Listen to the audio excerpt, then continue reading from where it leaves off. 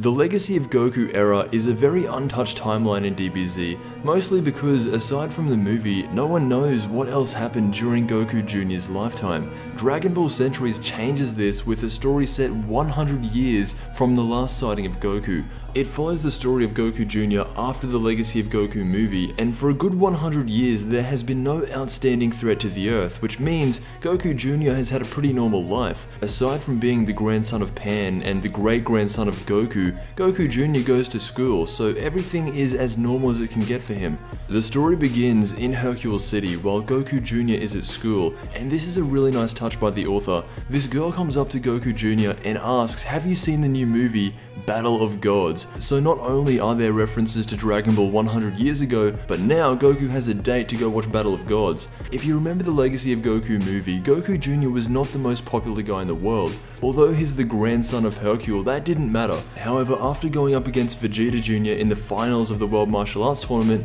Goku naturally has become very cool. While he's sitting in class, all of a sudden he senses not just one, but a cluster of strange energy levels heading towards the Earth. This would be the first time Goku Jr. has ever sensed something like this, because up until now, the strongest person he ever fought was Vegeta Jr. back in the tournament. 3 hours later, the mother of all spaceships enters the Earth's atmosphere, and every character that is still alive that we know can sense it. Master Roshi, Vegeta Jr. and Dende, these are the only characters outside of Goku's family that are still around 100 years later. The ship lands, and the captain of all these guys is another Saiyan, and the reason that he's on Earth is because he's looking for the Dragon Balls, something that hasn't happened in over 100 years, because when Goku left, he took the Dragon Balls with him, but now they're back, and Goku Jr.'s house is home to the 4-starred ball. So straight away, because of Pan, this Saiyan is able to sense her energy, and from there he knows exactly what he needs to do. He barges into Pan's house and says two very important things.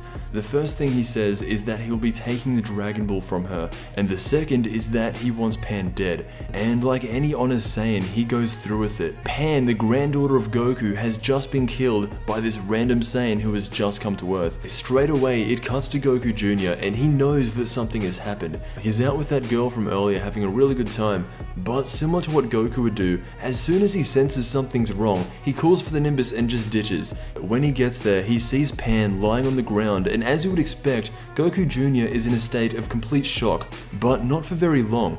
The same guy who killed Pan blasts Goku Jr. from behind, and just like that, he's knocked out and assumed to be dead. By the time Goku Jr. wakes up, the entire city is destroyed in front of him. This is where he starts becoming a lot more like Goku. He realizes what the death of Pan means, and so he buries her and swears that no matter what, he will bring her back. From here on out, this is Goku Jr.'s new design, and this is why they call him Goku.